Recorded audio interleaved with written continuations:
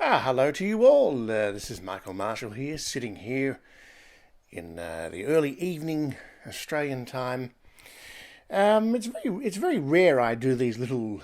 I don't want to call it a review. It seems a bit too informal for a proper in-depth review.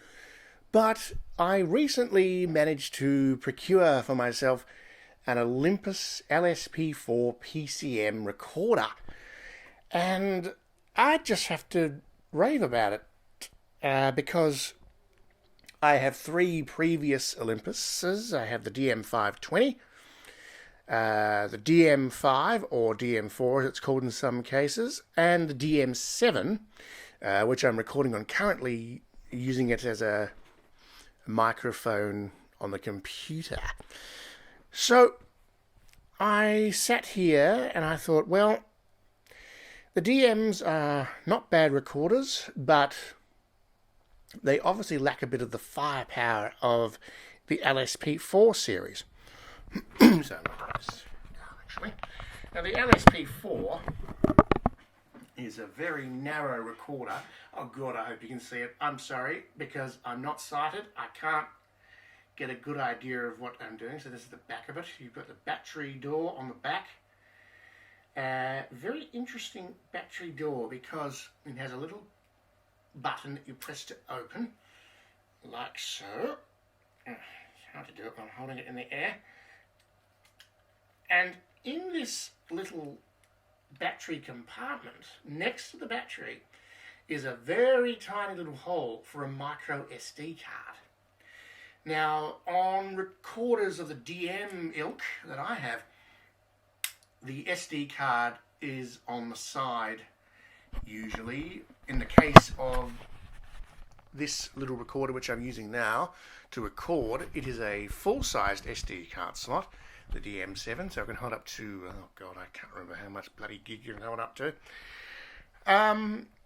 Like the DM series, this recorder does have voice guidance. However, it is not like the DM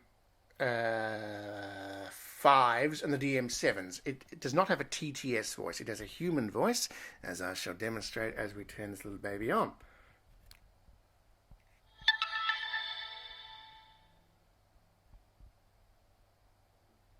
Battery level high. Home. So instead of it being a computer-generated voice as on the DM7 and DM5s, it is much like the 520. Their names are very confusing. I've always found this naming convention they have as rather annoying. They have a TTS voice, so I have a human guide here. A very simple little setup. This is the front of the unit. I'm going to turn it around. Ooh, I hope you can see it. I'm trying to hold it so you can actually get a look. Very narrow, very small. And the next big thing to me is the microphone placement, because on the DMs, you have a two microphone system, and they're one on the left, one on the right, obviously for stereo recording, and in the middle you've got a jack to connect an external microphone. A bit of a note with Olympuses: don't try and record line in. I haven't tried with the LS-P4 yet, but the Olympus is not very good with analog recording modes. It tends to be a lot of interference, especially if your device already has some hiss in it, like certain radios and things. And the LS-P4, the microphones are more less obscure than the ones in the DM5s, and they actually stick out quite a bit from the unit. And in the middle, we have a third microphone which you can turn off and on. There's a mic setting for that, and this picks up bass sounds. Now, unlike the DMs, the LS-P4 can record up to 120 dB without clipping. And let me tell you, I've been in situations where I've tried to record a performance or something with a DM and it clips horribly. And then I also tried to record the Queen and Adam Lambert show from Melbourne with the DM, and it would have been okay, except that I decided to turn on auto gain mode. So things, it tended to up it and lower the volume automatically. Now the LS-P4 has a very interesting little recording feature, and of course at the end of this recording I am going to attempt to attach recording to this little film. I've never done that before with iMovie. Instead of pressing recording just once and having it instantly record, you actually press record. It will give 2 beeps, and then you can set the levels with the up and down buttons. I'm in home at the moment, so I'm not going to work. So if you have a pair of headphones in, you can actually really get the levels just right for where you are, a concert, a footy match, or whatever, wherever the hell you're recording. And you can set your levels, and obviously if you're sighted, you can look at the screen and see if it's red or not, which is very valuable. A couple of the interesting things, there is an attachment for a tripod on the back of this. Now, I don't have a tripod, but from what I know, this LS-P4 has the ability to connect to cameras. It has a signal mode setting where it can send a sound to the camera to test that it's all working. Don't remember exactly what that is called, my apologies. The SD card, the micro SD card is the same as most of the other Olympuses, can take up to about, I believe it's 32 gig, but don't quote me. I brought this recorder for $223 Australian, and it's honestly probably the best recorder I've used. And as I said, I've used 3 DM recorders, and obviously they're better for, I mean, they will do an okay job in a lot of places where you set this thing to go, but their main job is dictation and all that kind of thing. So, oh god, this thing's going to be on the right, isn't it? Of course it is. So, what I'm going to do now is make a little recording on the DM4, and I'm going to attach it to the end of this video, because it really is a good recorder. It's sort of been made with musicians in mind. And one of the most interesting features is an overdub. So if you have a WAV file of 16-bit, sample rate of 44, you can actually record over the top of the previous file that you just did with, I don't know, a backing vocal or anything really.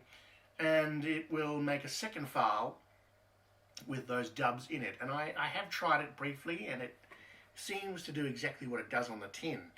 And another interesting note with this recorder is that it can actually record in FLAC, and that is rare for Olympus. I haven't seen Olympus do this except on this model, although admittedly I haven't looked at every other model of Olympus. But it can record in FLAC, and that is very exciting. The USB retracts, a little connection, you can put it into your computer. In my case, I have to put it into an adapter to connect to my MacBook, because it doesn't have standard USB connections, it has USB-C. So it retracts in the unit, you don't need a cable, and you can charge through the PC, you can charge through an adapter, an AC adapter, which is separately sold.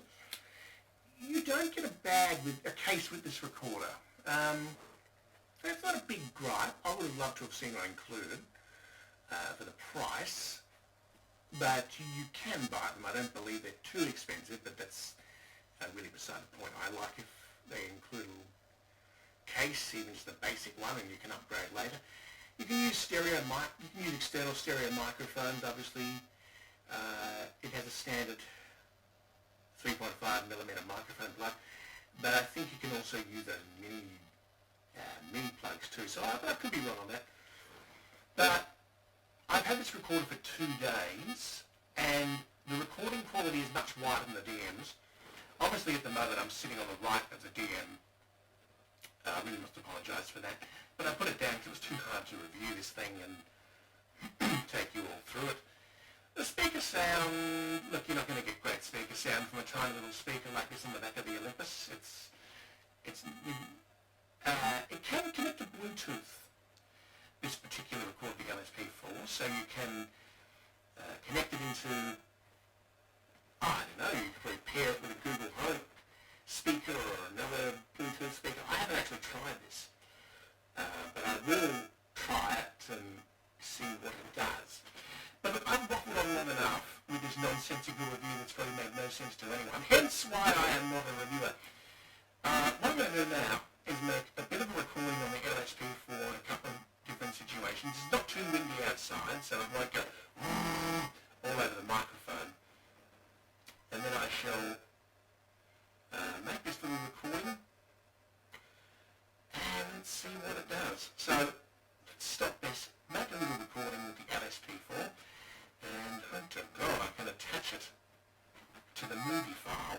It will be black because there'll be no picture there. So here we are on the LS-P4, and the one thing I've noticed about recording with the LS-P4 across from the DMs is the wideness of the sound. I'm standing in my echoey bedroom at the moment, but I'm actually going to take it into my little makeshift vocal booth and do a little thing in there and then take it outside so you can get a full range of what it can do. And the sound from the microphones, because they're on a slight angle away from the recorder, it really does make a difference with the wideness of the sound. And of course, I haven't played with any of the zoom settings or anything. You can make this wider still, you can make it narrower, you can really play around with this. And it's the one thing I've always loved about the Olympuses. So let's take it into the booth and see what that sounds like. And then we might have a little wander outside and get a bit of the sounds of the evening. So we're going to step into my makeshift booth, which has been constructed of pieces of mattress foam. Slide myself in. Steel frames from a collapsible wardrobe, and a painting on wheels that acts as a door. So we'll shut it and I'll put it down so the wind doesn't blow. So now we're sitting in my makeshift little booth, which I use for voiceovers. And this is the first time I've actually tried the Olympus in here. No doubt those little slammy sounds will come through into here from outside. Very hot booth, but it certainly helps minimize noise when I'm using my Rode NT1 interface. So I'm sitting in here, and no doubt this Olympus, I think, will do this booth a lot of justice. If I need something on the fly, and of course the dishes are being done out there, which is very interesting, and no doubt it does come through. I haven't actually managed to do a video on my booth yet because there's no light in this room. There's no light bulb in what I'm calling my media room. I've got my record player in here. I've got my wind-up 1920 gramophone in here, and just a few of my other little display knickknacks and things. And I love gadgets, so I try and put a few more in here. So this is the booth. It is very stifling. You need to open it occasionally to let a bit of air in. But now I'm going to take the recorder outside and try and, I hope to God it's not too windy because it does play havoc with the Olympus microphones, or any recorder for that matter. And we'll see what outside sounds like. So let's pause that. Well, despite my wishes, the weather has not been very kind to me. It is very windy, and I'm trying to stay out of the wind, which seems to be blowing in a couple of different directions as a bird flies overhead and a car goes past in the distance. But I don't want wind to obscure this outside recording, so I've got my hand behind the microphones, which probably isn't helping. You can get a wind jammer. Oh, bugger, this wind! It's fucking horrible. Blows in the mics, and you've got to try and chase it. So I'm not going to do any more recording outside, but I think this would give you a pretty good idea of what the LS-P4 sounds like. And I would seriously tell anyone that is doing music or anything else, seriously, if you can afford it, get one of these in your arsenal. You won't regret it.